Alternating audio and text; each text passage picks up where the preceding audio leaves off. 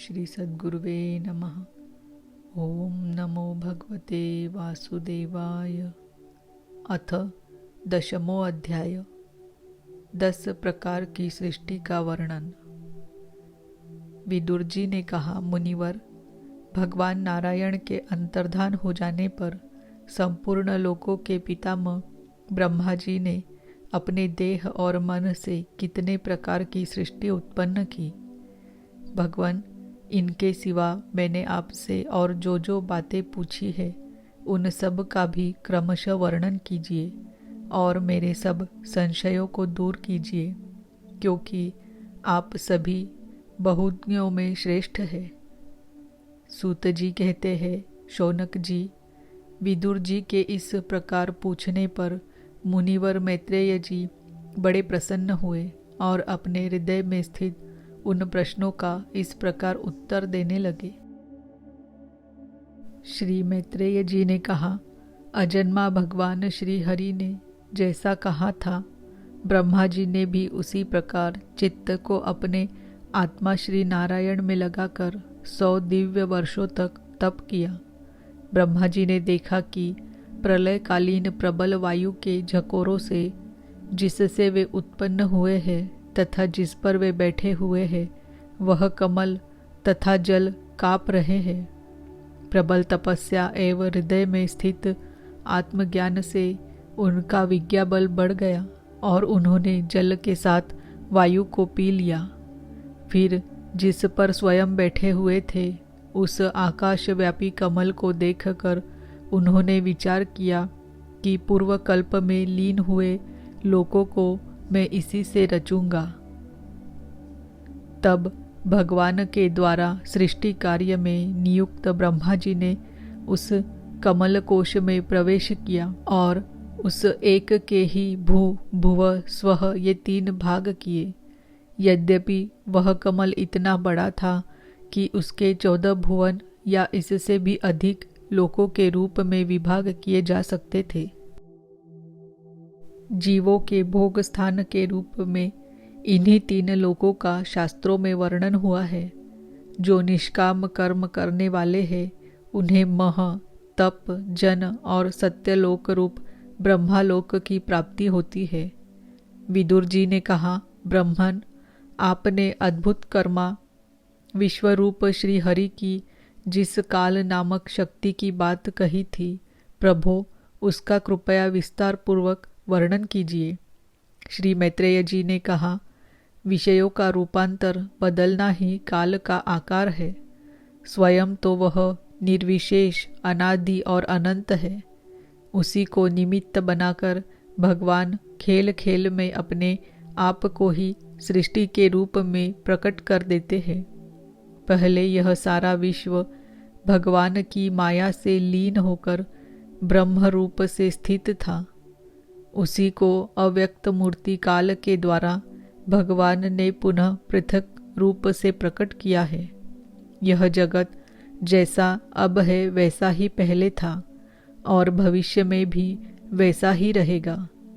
इसकी सृष्टि 9 प्रकार की होती है तथा प्राकृत वैकृत भेद से एक 10वीं सृष्टि और भी है। और इसका प्रलय काल, द्रव्य तथा गुणों के द्वारा 3 प्रकार से होता है।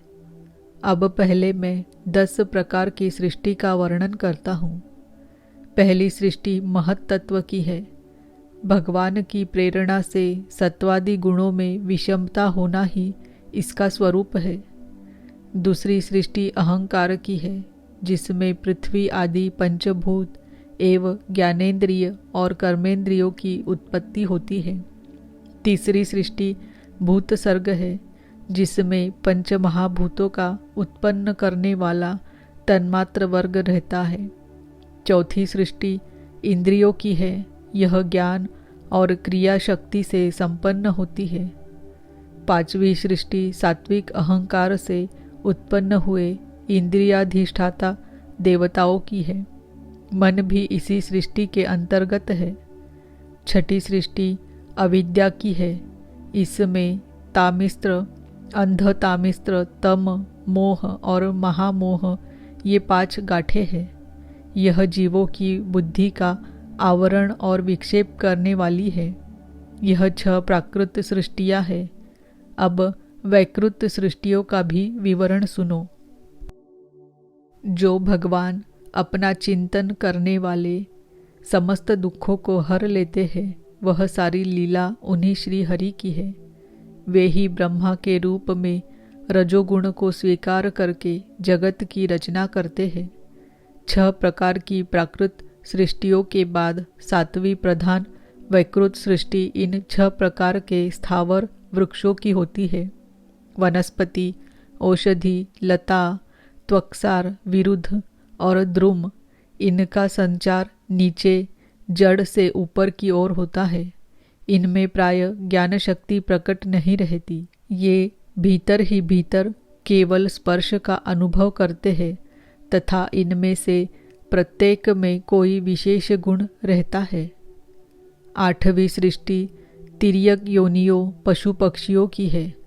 वह 28 प्रकार की मानी जाती है। इन्हें काल का ज्ञान नहीं होता। तमोगुण की अधिकता के कारण ये केवल खाना पीना, मैथुन करना, सोना आदि ही जानते हैं। इन्हें सूंघने मात्र से वस्तुओं का ज्ञान हो जाता है।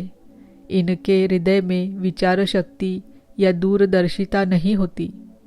साधु श्रेष्ठ, इन तिर्यकों में गौ, बकरा, भैंसा, कृष्ण मृग, सुअर, नीलगाय, रुरु नामक का मृग, भेड़ और ऊंट, ये द्विशफ 2 खुरों वाले पशु कहलाते हैं। गधा, घोड़ा, खच्चर, गौर मृग, शरफ और चमरी, ये 1 शफ 1 खुर वाले हैं। अब 5 नख वाले पशु पक्षियों के नाम सुनो।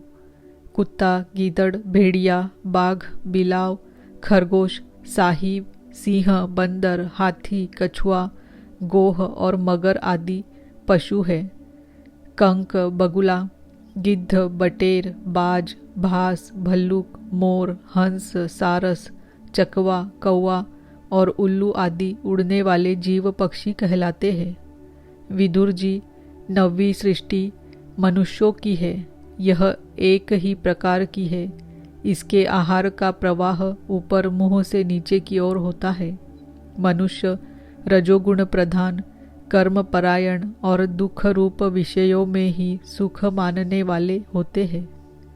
स्थावर, पशु पक्षी और मनुष्य, ये तीनों प्रकार की सृष्टियाँ तथा आगे कहा जाने वाला देवसर्ग वैकृत सृष्टि है तथा जो महत्तत्वादि रूप वैकारिक देवसर्ग है, उसकी गणना पहले प्राकृत सृष्टि में की जा चुकी है। इनके अतिरिक्त सनत कुमार आदि ऋषियों का जो कोमार सर्ग है, वह प्राकृत वैकृत दोनों प्रकार का है। देवता, पितर, असुर, गंधर्व, अप्सरा, यक्ष, राक्षस, सिद्ध, चारण, विद्याधर, भूत, प्रेत, पिशाच और किन्नर, किम पुरुष, अश्वमुख आदि भेद से देव सृष्टि 8 प्रकार की है। विदुर जी, इस प्रकार जगतकर्ता श्री ब्रह्मा जी की रची हुई यह 10 प्रकार की सृष्टि मैंने तुमसे कही। अब आगे मैं वंश और मनवंतरादि का वर्णन करूँगा। इस प्रकार सृष्टि करने वाले सत्य संकल्प भगवान हरि ही ब्रह्मा के रूप से प्रत्येक कल्प में आदि में रजोगुण से व्याप्त होकर स्वयं ही जगत के रूप में अपनी ही रचना करते हैं। इति श्रीमद्भागवते महापुराणे पारमहंस्यां संहितायां 3 स्कन्धे 10मो अध्यायः। ओम नमो भगवते वासुदेवाय। ओम नमो भगवते वासुदेवाय। ओम नमो भगवते वासुदेवाय।